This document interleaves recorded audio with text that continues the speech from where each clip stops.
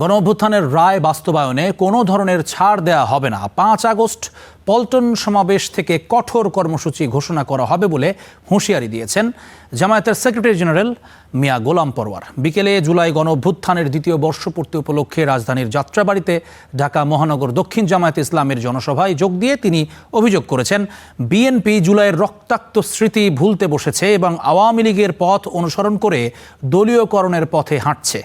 সংস্কার পরিষদের অধিবেশন ডেকে রাজনৈতিক সংকট সমাধানের দাবি জানান তিনি। ধন্যবাদ। আসসালামু আলাইকুম।